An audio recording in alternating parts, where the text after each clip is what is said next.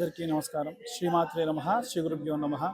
ప్రతి నెల రెండవ మంగళవారం, ఆఖరి మంగళవారం నిర్వహించేటువంటి కన్యా వర పాశుపత హోమాలు ఇప్పుడు జరుగుతూ ఉన్నాయండి. ఇక్కడ చాలామందికి ఉన్నటువంటి సందేహం ఏంటంటే ఎందుకు చక్కెరతో అభిషేకం చేస్తున్నారు అని చెప్పి అడుగుతున్నారు.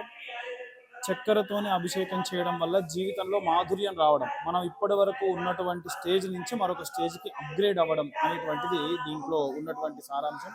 విశేషంగా శివుడికి రుద్రాభిషేకంతో అంటే రుద్రుడి యొక్క సంపుటీకరణంతో పాశుపత మంత్రాన్ని సంపుటీకరణం చేసి ఈ అభిషేకం అంతా కూడా చేస్తూ ఉంటారు.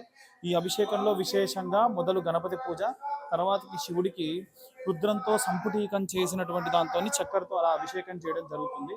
విశేషంగా ఈ అభిషేకం అయిన తర్వాతకి ఏ మంత్రంతోనైతే మనం అభిషేకం చేశామో అదే మంత్రంతో మళ్ళీ హోమం కూడా నిర్వహించడం జరుగుతుంది. ఎవరికి వాళ్ళకి అలా సపరేట్గా హోమగుండము అర్చక స్వాములతోని ఈ యొక్క పూజాది క్రతువు నిర్వహించడం జరుగుతుంది. కాబట్టి ఎవరికైనా సరే శీఘ్రం వివాహం కావాలనుకుంటే 41 రోజుల నుంచి 3 నెలల లోపు వివాహం జరగడం అనేటువంటిది జరుగుతుంది. ఈ పూజ అయిన తర్వాత వీరందరి కోసం మనం ప్రత్యేకంగా సుందరాకాండ పారాయణం కూడా చేయడం జరుగుతుంది. చాలామంది ఆన్లైన్లో పార్టిసిపేట్ చేసే వాళ్ళ కోసం అట్లా విడిగా ఒక మనిషి డెడికేటెడ్గా ఆన్లైన్లో బుక్ చేసుకున్న వాళ్ళ కోసం చేయడం జరుగుతుంది. ఈసారి మనకు ఒకరు ఆన్లైన్లో ఉన్నారు కాబట్టి వాళ్ళ కోసం పూజ జరగడం జరుగుతుంది. ఇలా అక్కడ మంత్రం కూడా ఏంటంటే బ్రాహ్మణులంతా కూడా సంపుటీకరణ చేస్తూ ఉన్నారు. రుద్రం చెప్పేటువంటి వారితోని సంపుటీకరణం చేస్తూ ఆ యొక్క మంత్రం కూడా చదవడం జరుగుతుంది.